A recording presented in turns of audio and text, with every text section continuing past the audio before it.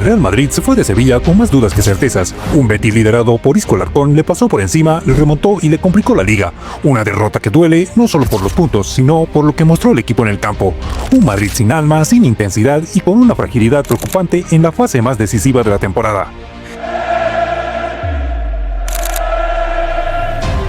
El inicio del Madrid fue ideal, una jugada colectiva de manual donde todos los jugadores tocaron el balón hasta que Brahim Díaz solo tuvo que empujarla.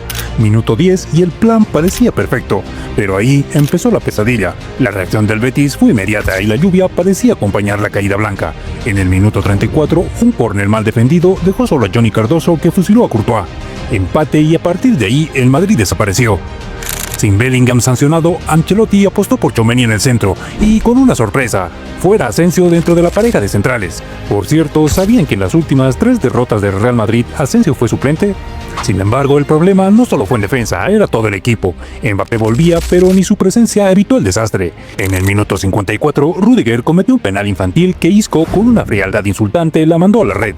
Remontada consumada y, lo más grave, sin reacción madridista. El Madrid necesitaba despertar, pero ni siquiera los cambios lo lograron. Rodrigo entró para complementar el tridente, pero el problema estaba en el centro del campo. Isco hizo lo que quiso, dominó a placer y dejó en evidencia la fragilidad táctica de un Madrid que sigue sin encontrar su mejor versión. Los de Ancelotti estuvieron más cerca de recibir el tercero que de empatar el partido. Mbappé salió sustituido en el minuto 74 y al final dio igual quién hubiera salido sustituido. Cualquiera de los de arriba podía haber salido porque hoy el funcionamiento fue desastroso. Ha tenido este problema, no ha entrenado mucho, no estaba a su mejor nivel. Esto ha sido bastante claro. Los números son preocupantes. 4 derrotas en liga, solo 5 puntos de los últimos 15 y un equipo sin identidad clara que se tambalea en el peor momento posible. Ancelotti lo dejó claro en rueda de prensa.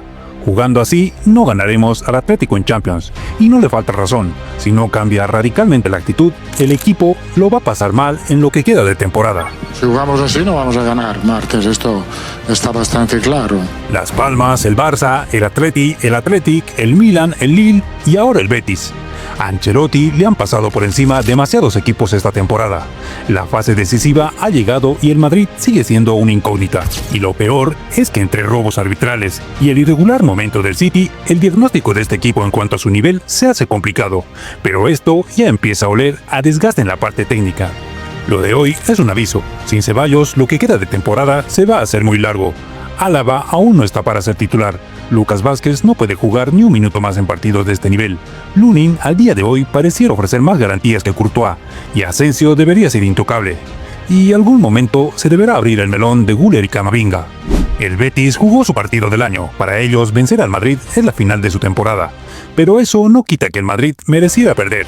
Fue un equipo pobre, sin ideas y que parece estar perdiendo el pulso del campeonato. La liga se complica y lo peor es que más allá de los puntos, la sensación es que el equipo empieza a perderse. Aún hay tiempo, pero el margen de error se ha agotado.